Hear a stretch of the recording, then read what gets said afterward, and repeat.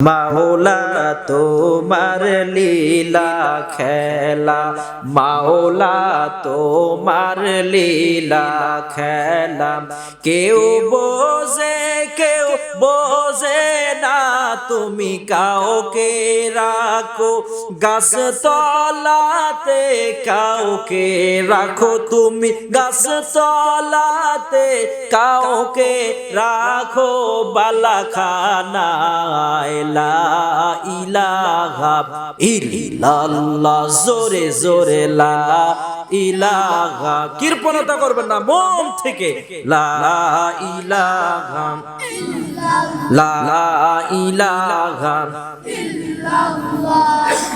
লা ইলাহা ইল্লাল্লাহ। হায়রে আসিয়া খেলে প্রেমের খেলা, ফিরাউন দিল তারে কত জ্বালা। হায়রে আসিয়া খেলে প্রেমের খেলা, ফিরাউন দিল তারে কত জ্বালা। আসিয়া বলে যতই জ্বালাও, আসিয়া বলে যতই জ্বালাও, মুসার কালেমা ছাড়ব না। লা ইলাহা ইল্লাল্লাহ। আদম নবীকে তৈরি করে আল্লাহ বললেন আদম সফিউল্লাহ, মুসা নবীকে তৈরি করে বললেন মুসা কালিমুল্লাহ, ঈসা নবীকে সৃষ্টি করে বললেন ঈসা রূহুল্লাহ, নূহ নবীকে সৃষ্টি করে বললেন নূহুল্লাহ। আল্লাহ পাক শেষ নবীর আগে আরেকজন নবীর নাম নবী ইব্রাহিম নবীকে সৃষ্টি করার পর বললেন ইব্রাহিম খলিলুল্লাহ। আমার দয়ার নবী মায়ার নবীকে সৃষ্টি করার পর আল্লাহ পাক নাম দিলেন হাবিবাল্লাহ। চিৎকার দিয়ে বলেন সুবহানাল্লাহ। আমার নবীর নাম হাবিবাল্লাহ, জোরে বলেন নবীর নাম কি? হাবিবাল্লাহ মানে আল্লাহর দোস্ত।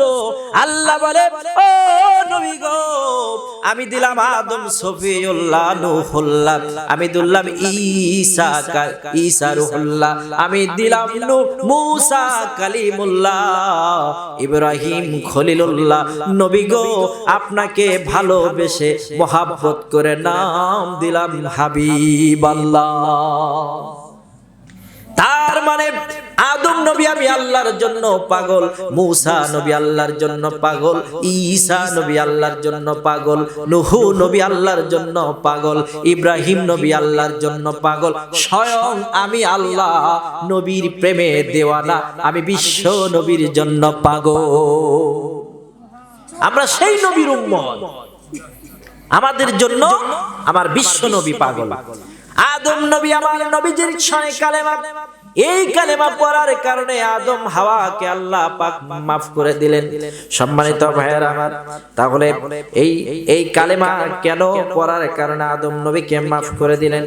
2 নাম্বার, নবীর চাচার নাম ছিল আবু তালিব। আবু তালিবের পায়ের মধ্যে আগুনের জুতা পরে দেওয়া হবে। কেন আগুনের জুতা পরে দেওয়া হবে? পায়ের মধ্যে কেন আগুনের জুতা?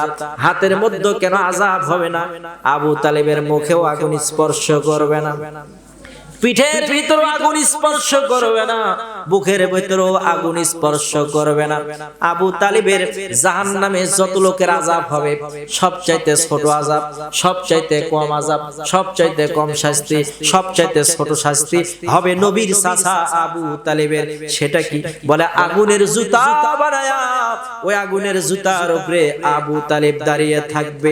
ওই আগুনের উত্তপ্ত লেলিহান শিখার কারণে আবু তালিবের মগজটা টসবস করে গলে পড়ে যাবে, মগজটা গলে পড়ে যাবে। তাহলে বলেন তো জাহান্নামের আগুনের কি আযাব? যে আগুনের জুতা পরে দেওয়া হবে, যে আগুনের জুতার কারণে মগজগুলো গলে পড়ে যাবে। আবার বলা হলো এটাই নাকি জাহান্নামের সর্বনিম্ন আযাব। যদি এই আযাব সর্বনিম্ন হয়, তাহলে বড় আযাব কি হতে পারে? কথা বলেন, বড় আযাব কি হতে পারে? আপনারা সচেতন মুসলমান ভাইয়েরা, আপনারা বলবেন হুজুর আবু তালিবের পায়ের ভিতরে কেন আগুন জ্বলবে? দেহের মধ্যে কেন আগুন জ্বলবে না হুজুর একটু বলে দেন। আমার নবীজি যখন ছোট ছিল আবু তালিব বুকের মধ্যে জড়ায় নিয়েছে, আমার নবীর শরীরের সাথে আবু তালিবের বুকটা জড়ায় গেছে।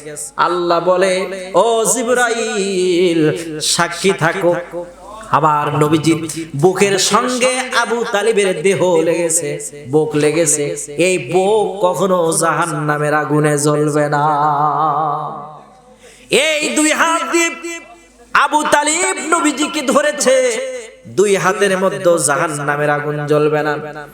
আর 3 নম্বরে নবীজির পিঠে, নবীজিকে আবু তালিব পিঠে নিয়েছে, পিঠেও আগুন ধরবে না। মাথায় নিয়েছে, মাথায়ও আগুন ধরবে না।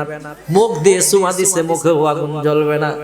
এবার তামাম শরীরটা একটা একটা নবীর সঙ্গে লাগে। জিবরাইল আমিন কেঁদে কেঁদে আল্লাহকে বলে, আল্লাহ এ আবু তালিব তো কালেমা পড়ে নাই, অথচ তার সম্পূর্ণ শরীর তোমার হাবিবের শরীরের সঙ্গে লেগে যাচ্ছে। আল্লাহ বলে ও জিবরাইল, আবু তালিবের পায়ের তলা যেন বিশ্ব নবীর শরীরের সাথে না লাগে, কেননা আবু তালিব কালেমা না পড়ার কারণে ওই পা দিয়ে আমি আল্লাহ আযাব দিব। এবার বোঝে আবু তালিব নবীকে ভালোবাসছে, কিন্তু জান্নাত নাই, জাহান্নাম। কেন? নবীজিকে শুধু শুধু মাত্র নবীজিকে কি করছে কথা বলেন, শুধু নবীজিকে আবু তালিব ভালোবাসছে, কিন্তু আবু তালিব নবীর শানে যে কালেমা, কালেমায়ে তয়্যেবা সেটা পরে উনি নবীজির সিরাতের উপর আমল করেনি, যার কারণে আবু তালিব নবীজিকে ভালোবেসে জাহান্নামী। আমরাও যদি শুধু নবীকে ভালোবাসি তাহলে আমরা জাহান্নামী, আর আমরা যদি নবীকে অনুসরণ করি, ইত্তেবা বোঝেন নাই, অনুসরণ, নবী নামাজ পড়ছে আমরাও পড়বো, রাসূল দাড়ি রাখছে আমরাও রাখবো, রাসূল ঢিলা কুলুপ ব্যবহার করছে আমরাও করবো, রাসূল মেসাক ব্যবহার করছে আমরাও করবো, রাসূল রাস্তার ডান পাশ দিয়ে হাঁটছে আমরাও রাস্তার ডান পাশ দিয়ে হাঁটবো, রাসূল খাওয়ার পরে সুন্দর করে প্লেট চেটে খাইছে আমরাও খাওয়ার পরে প্লেট চেটে খাবো, রাসূল ডান দিক থেকে খাইছে আমরাও ডান দিক থেকে খাবো। কথা বলেন ঠিক কিনা? রাসূল বলছে স্বামী স্ত্রীর বালিশ হবে একখানা, আর এখন বর্তমানে স্বামীর বালিশ একটা বইয়ের বালিশ। কথা বলেন ঠিক কিনা? বউ দিয়ে কিস্তি উঠাইলে আসল বউ তুমি পাইবা না। কথা কয় না রে। বউ দিয়ে কিস্তি উঠাইলে আসল বউ তুমি পাইবা না বাবা মাওলানা, বউ দিয়ে কেউ কিস্তি উঠায়ও না। কি বলে জানেন? বৃষ্টি পড়বি টিপ টিপ, কিস্তি দিমু ঠিক ঠিক, স্বামীর বিছনে পারমু না, সাহেবের বিছনে ছাড়মু না। কথা বলে নাউজুবিল্লাহ।